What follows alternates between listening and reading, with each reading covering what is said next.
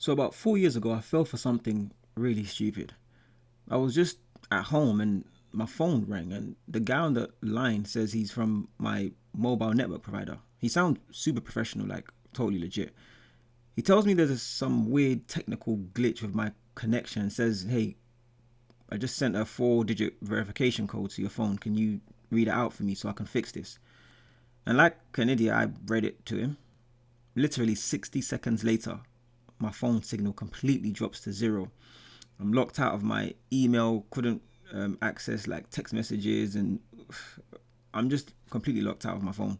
My entire digital life was just completely hijacked in under a minute. It took me days driving around to physical stores, like showing them my passport and arguing with a whole bunch of managers just to get my life back.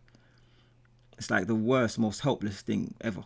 But the reason I'm telling you this is because most people think hacking is what you see in the movies, like super genius type coding and lightning speed to break through a government firewall. No, it's not. Most of the time, hacking is just a liar on a phone call. It's what tech people call social engineering. Well, back in July of 2020, this 17-year-old kid from Florida named Graham Clark used that exact same phone trick, except he didn't target a regular person like myself, but he called Twitter's actual employees. And by the time he hung up his phone, he had hijacked the accounts of Bill Gates, Elon Musk, Barack Obama, Jeff Bezos, basically the most powerful people on earth. And he used them to pull off a massive Bitcoin scam that completely broke the internet in just 24 hours. Let's talk about how a teenager pulled this off, why the current system is so easily broken, and how top 100 crypto giants like the Chainlinks, Solana, Cardanos of this world, right, have built technologies that could have crushed this entire crime. This is the FinTech Report. It's 2016. A 13-year-old kid is sitting in his bedroom in Tampa, Florida, playing Minecraft. His name is Graham Ivan Clark. He's playing Minecraft in hardcore mode, one death and it's game over. On YouTube, Graham goes by the name Open. In his videos, he talks about being homeschooled and how he doesn't have many friends.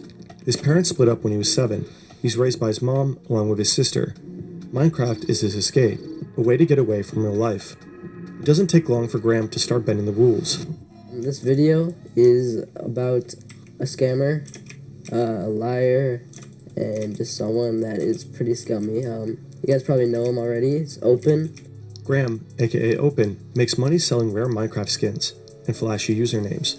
The catch, he never actually delivers them. According to him, by 2017, he's pulling $5,000 a month. He's only 14. But scamming a few Minecraft noobs isn't enough for him. He wants more. In 2018, Graham starts getting interested in crypto and stumbles across a forum called OG Users. OG Users is a shady corner of the internet. It's a forum to discuss and buy rare online usernames. It's crawling with hackers and scammers. They trade stolen or hacked online accounts. For $1,500, you could buy the late XXXTentacion's old Minecraft account or get a clean Twitter handle like @Beers. Graham signs up under the name Graham $, and gets banned just 4 days later. Again, he took money, but never delivered. But in his few days on the forum, something else grabbed his attention. A new kind of scam. SIM swapping. An AT&T store in the center of Boston. Tech investor Greg Bennett has a problem. He's lost his phone. Luckily, the store rep can help. In cases like this, mobile carriers can transfer your number from the lost SIM card to a new one. All Greg has to do is show some ID, and the process gets started. It takes a little while though, so the man leaves the store while it's being handled. The only thing is that man wasn't Greg Bennett, not even close. And so it looks like somebody walked into a store and said they were me to an employee who was collaborator, then swap out give them a phone with a new SIM card, and then wiped out my SIM card in that process. This is the real Greg Bennett. He shared his story on the Cybercrime Magazine podcast, and his case is by far not the only one. Most of the time, the scammers don't even have to walk into a store. They just call the mobile provider's customer service line, pretend to be someone else, and talk their way in. At Avis Car Rental, we think your summer holiday should feel effortless.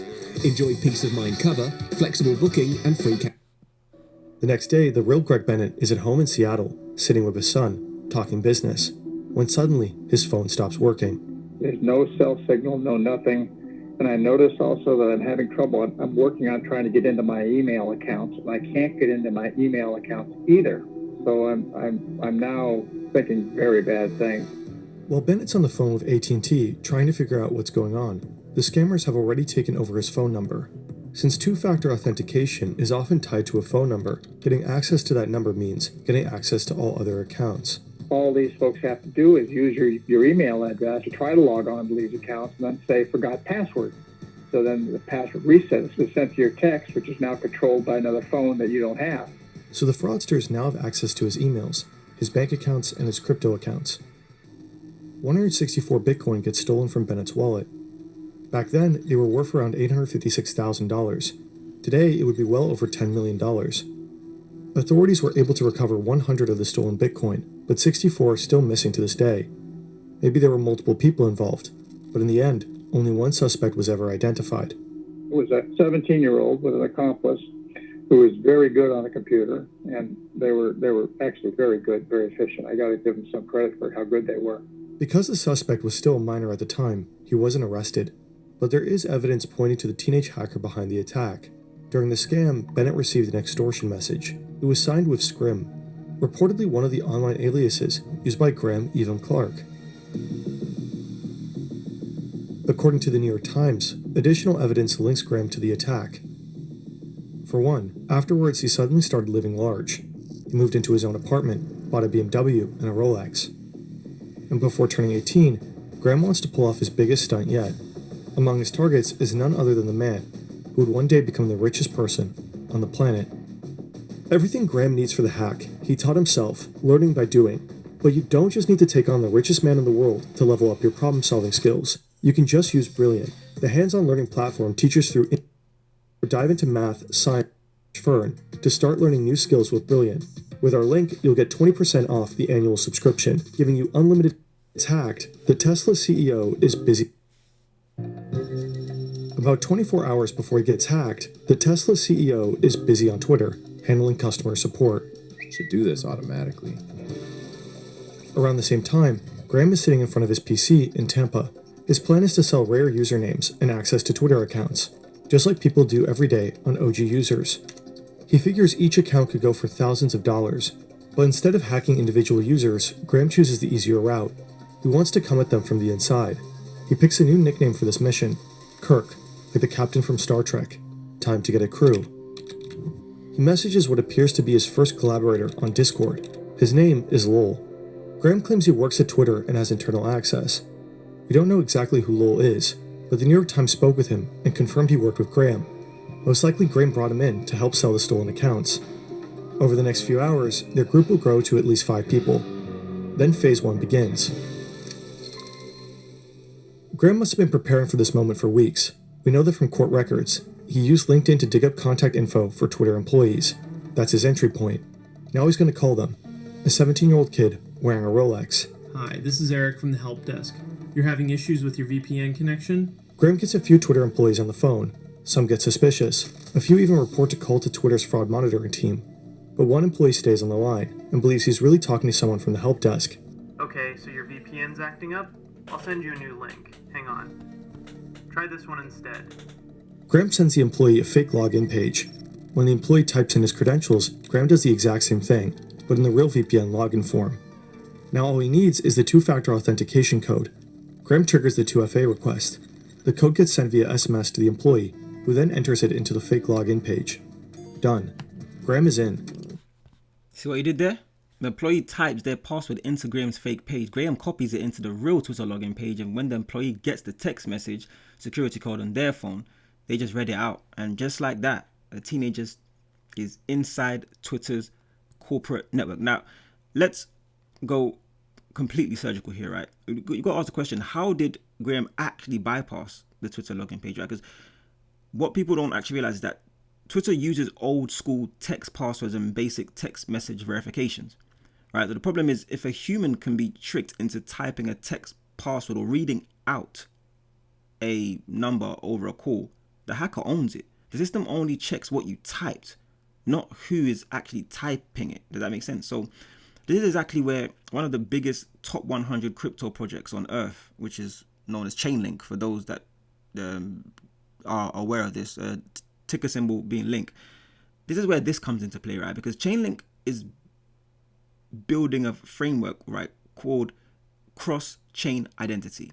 Well, it says building is actually continuously improving it. So it's built, but it's being continuously improved as a framework, right? So let's use a dead simple analogy, right, to explain what that actually means, right? Think of this framework like a global digital DNA log, right? So instead of an employee typing a password into a screen, Chainlink allows a company to use a tamper-proof digital identity credential, right? This credential is securely locked inside the physical hardware chip of the employee's phone. So let's play out a scenario, right? Let's say if Twitter had been using a Chainlink powered identity system to protect their corporate logins, Graham could have sent his fake website 1,000 times over, but when the employee went to log in, there would be no text box to type into. Instead, this system would use Chainlink's network to send a secure encrypted handshake request straight to the employee's physical phone. Right, to approve the login, the employee would have to physically look at their device, right, to scan their face or verify their thumbprint. Because that cryptographic key only lives on that exact physical device, Graham can't steal over a phone call, right? He can capture, he can't capture a physical thumbnail, right, print with a fake website, because he wouldn't have, access to the person's print unless he somehow met the person face to face and used certain methods, right, to get their thumbnail.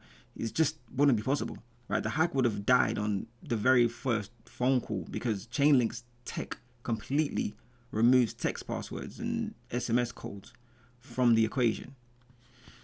Well, let's continue. Phase 1 is underway. Through the VPN connection, he's essentially inside the Twitter employee's computer. The question now, how does he get to the backend, the place where he can reset access to individual Twitter accounts? Graham starts poking around, but it turns out this particular employee doesn't have the right permissions. From here, Graham can't access account credentials. So Graham digs deeper into Twitter's internal network. He's trying to understand the system, reading through countless internal messages. There has to be something useful here. Then, jackpot. He finds the login details for someone in Twitter's legal department. That's his way in. The legal department has deep access, and now so does Graham. With just a few clicks, he can now take over any Twitter account he wants. It's simple. Change the registered email to his own, or to the buyer's. Set a new password. Done. Now Graham needs buyers. Phase 2 begins. But there's a problem. Graham's reputation on OG Users, the perfect marketplace for rare handles, is trash. No one's going to buy anything from him. So he needs middlemen, dealers. I tried everything. Coffee, Pomodoro, and binaural beats. But nothing stuck until I tried this. Lola's been on board since yesterday. Today, Che-Wan joins the crew. Che-Wan is 19 years old and lives on the south coast of England. His real name is Mason Shepard. Not long after, Rolex signs on. He's 22, from Orlando, Florida. His real name is Nima Fazeli. Graham probably doesn't tell either of them the full story. He claims, just like he told Lowell, that he works for Twitter, maybe to gain their trust. Because unlike Graham, both Che-Wan and Rolex have solid reputations on OG Users. On Wednesday morning, Che-Wan posts this on OG Users. From $2,500 to $3,000, you can buy any Twitter account. Che-Wan even name drops some past customers, supposedly people who've already bought from him successfully. Payment is Bitcoin only, and no small talk. Buyers are told not to start the chat with "Hey," just drop the handle they want and make an offer. Serious offers are discussed with Graham over Discord. 1359, Che-Wan. 5K for @XX, 3K at Dark. Let me know. Guy wants them. Also, is @Vampire doable? 5K for all three. Later that day, a potential buyer seems to become part of the crew. Joe. His real name is Joseph O'Connor. He's British too, and 21 at the time. He knows his way around SIM swapping, and is rumored to have been involved in an earlier hack of Twitter CEO Jack Dorsey. His exact role isn't clear, but Joe does post a tweet that shows that he's on the inside. It's Twitter's admin tools. Twitter takes it down shortly after it's posted. Behind the scenes, the platform has already started investigating. Since early that morning, they've been looking into strange calls from people claiming to be help desk staff. By now, suspicious login attempts are piling up. It's becoming clear this wasn't just a prank call. Someone is deep inside the system. For Graham, the clock is ticking. And you see how the cross-chain identity would have worked here, right? Chainlink's framework, right, would have been perfect, right? But because Twitter didn't have that in place, Graham got past the front door fairly easily, right? And once he was in, he snooped around, found internal messages, found the master password for someone who worked in Twitter's legal department, and the rest was history from there. And him getting a team, right, around him, right, essentially made things a lot more easier, and it made the operation like a lot more sophisticated, right? And it's like really interesting because that one legal password gave Graham and the team access to Twitter's master admin tool. I mean, well, Graham specifically anyway, full access, right? This was a secret backend screen where you could look up any account on earth, right? Type in a new email address, click reset password, and completely lock the real owner out, which is what happened in this instance. And one single employee login gave a teenager total power over the entire platform, right? This is a massive single point of failure, right? It's like giving an entry-level security guard the master key to the entire bank vault. Why would you do that, right? So in the real world of crypto, if you hold major cryptocurrencies like Ethereum or Solana, right, these top projects, foundations, and corporate treasuries never let a single employee have this kind of total power. Instead, they use smart contract systems built for multi-signature controls like Safe on Ethereum or Squads on Solana. Right, to explain this simply, think of it as the multi-key vault, right? So the multi-key vault. So that's a multi-sig smart contract hard codes and unbreakable rule directly into the blockchain, right? So to execute any major command or alter critical asset, you need a majority vote from multiple separate private keys, not just one. In this instance, it was just one person, right? So if we apply that, right, that framework here, it's as though Twitter's master admin panel had been controlled by an Ethereum or Solana smart contract setup, right? So if it was, Graham would have logged in, clicked take over Elon Musk's account, for example, right? And the screen would have instantly just frozen, right? The blockchain network would pop up on a screen and say, warning, you're attempting to alter a high profile account or verified database, and this specific action you're trying to make is an authenticated digital signature that's required from 3 out of 5 designated security directors, something of that nature, right? So you will need various people to sign off and execute this, and that's what would essentially make forward movement for Graham completely just dead in the water. He wouldn't be able to go forth, right? Because he might have tricked one guy in the legal department on a phone call, but he couldn't simultaneously phone fish 3 separate corporate directors across the country to approve the hack on their hardware keys at the same exact second. No, right? The blockchain would simply refuse to change the account, and the hack would be blocked by an unhackable code. And that's what these type of systems, type of crypto frameworks, this is essentially what they provide. Let's continue. It's only a matter of time before Twitter catches on and shuts him out. So he comes up with an idea, a way to squeeze even more money out of the hack. Enter Phase 3. Graham sets his sights on the crypto community. By mid-2020, the economy is in freefall because of the COVID pandemic.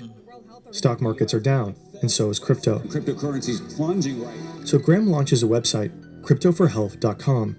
To help people in these hard times, he makes an irresistible promise. Send Bitcoin to his wallet, and Crypto for Health will send back double, just like that. His new plan is simple: convince people to send him money voluntarily. Now he just has to promote the platform, and he has the best tool to do so. Graham gains access to the accounts of several crypto influencers and platforms. The first tweet goes out from the account Angelo BTC.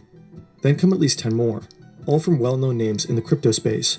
For the next 2 hours, he tweets almost non-stop from major crypto companies' accounts: Binance, Gemini, Coinbase, Ripple, and more. Then at 4:15 p.m., he takes it to the next level. Graham stops using the Crypto for Health link. Now he tweets his Bitcoin address directly. He wants more reach, so he leaves the crypto space behind and targets one of the biggest influencers on Twitter. At exactly 4:17 p.m., Musk's account tweets that he wants to give back to his 37 million followers in the spirit of COVID relief. But Graham doesn't stop there. Next up, Bill Gates, with over 50 million followers. Then Kanye West, 30 million. Jeff Bezos, Mr. Beast, Barack Obama, Joe Biden. Even corporations like Apple and Uber. In total, Graham breaches over 130 Twitter accounts, blasting his crypto scam from 45 of them. Millions see the messages. So do the Twitter employees. Security incident impacting accounts on Twitter. We are investigating and taking steps to fix it. We will update everyone shortly. Graham tweets, Twitter deletes, and with every passing minute, Graham's Bitcoin wallet grows fatter. Most people see through the scam, but many others fall for it. To stretch the reach even further, Graham reposts from the same accounts multiple times. The last tweet goes out from Kim Kardashian's account. Meanwhile, the others in his crew are still selling usernames for a few $1,000s each. I put 1K minimum. Let's say that's for non-OG. 2.5K minimum for OG. 1K min for all is fine. He said he'll do those for 20. Sounds good. You can trust me by now. I need email for all. 22K including criminal? Okay. Send me full list of emails and the 22K to my addy. But these will be the last sales they make. Twitter is finally about to shut the whole thing down. And you see, even before that, it's look how sophisticated, right, this operation became. Right, it's you start wondering just like how did he like find that legal department password in the first place that essentially led them to a gold mine, right? Because the transcript tells us he spent hours poking around Twitter's internal network, right, reading through countless internal messages and employee conversations until he hit, like that sweet spot, right? But this simply just means Twitter's internal communication data was completely exposed on a centralized server. Like once you were inside the perimeter, like you could see everything. Like in this instant, Graham could see everything, right? This is where when you look at the technologies, right, being built within the crypto industry, you start realizing that there were so many frameworks that could have helped this case or situation that Twitter were completely exposed to right now, right? So if you look at, for example, one of the top 100 giants in the space that very many people are aware of, Cardano, right? Cardano introduces a massive solution, right? Because if you're using like their enterprise data privacy frameworks and sidechains, there's a plethora, right, of features that will protect you from this. Right, one like Midnight, for example. People are very aware of Midnight as a token. It's something that the Cardano team airdropped, right, to many of the Cardano holders, basically, and other holders as well. I do believe there were like associated projects, basically, that people would then receive this Midnight airdrop from as well. But to understand like this easily, right, let's think of it as a blindfolded audit, right? So Cardano's privacy tech uses something called zero knowledge proofs, right? It sounds super complex, but it allows the system to prove a piece of data is real and valid without actually showing you the data itself, if that makes sense. So let's do another scenario, right? So let's say Twitter had secured its internal communications and access logs on a Cardano-backed privacy network. All those sensitive credentials and legal department permissions, right, would have been shielded by cryptographic blindfolds. So even though Graham managed to sneak onto an employee's computer, the second he tried to read the internal data logs or search for other passwords, right, the system would have required a cryptographic proof, right? Like he wouldn't see text passwords lying around in internal messages like he did, right? The network would show him absolute gibberish, right? Because the data is kept completely private. even to people inside the system, right? Unless they have the exact permission key, of course.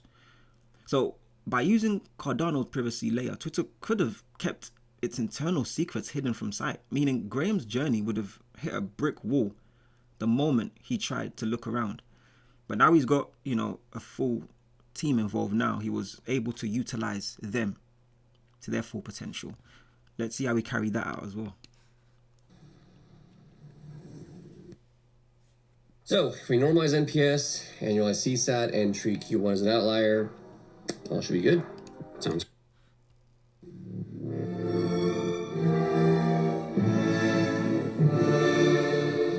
On Wednesday evening, no one at Twitter is thinking about going home. Someone is inside their system, reading Slack messages, accessing sensitive credentials, and flooding the platform with scam tweets.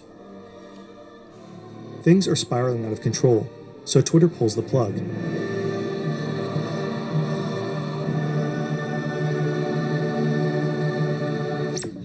You may be unable to tweet or reset your password while we review and address this incident. The platform limits core functionality across the board. Many verified accounts can't post. They can't change passwords. Every account that had changed its password in the last 30 days is locked out as well. Twitter is trying to cut the attackers off completely. And it works. Graham can no longer change passwords, sell usernames, or push his crypto scam. Internally, Twitter starts killing all active VPN sessions, one by one. Every employee is forced offline, including Graham. The hack is over, and slowly a full picture of the fallout begins to emerge. In the scramble, Twitter didn't just silence celebrities. They also locked out news outlets and even the National Weather Service, which missed posting a tornado warning. By late that night, many accounts started working again, but some will stay offline for longer. Elon won't post for 3 days, highly unusual. On the other side of the world in England, Chaewon wakes up. So what's been Twitter's response? To all verified accounts, locked in More essentially. details on how this It's likely the first time he realizes the full scale of what just happened. So the last port of call, which was them pulling a plug, right?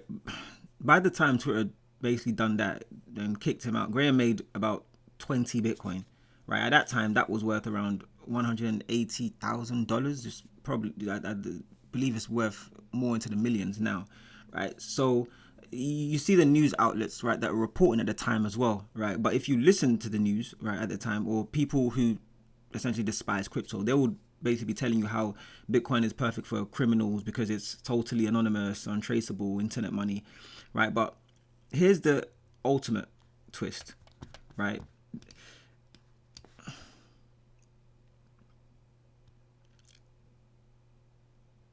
Bitcoin is the exact reason Graham got caught so fast, right? Because if you think about it, right, let's use a normal example. If someone robs a local bank and steals a briefcase full of paper cash, they can hide it under their bed, hand a few $100 to basically friends like Graham did, or buy groceries with it, right? Unless the cops physically walk into his house and find that cash, the trail completely ends. It's truly untraceable. But a public blockchain ledger like Bitcoin doesn't use paper. It's a completely open, permanent history book.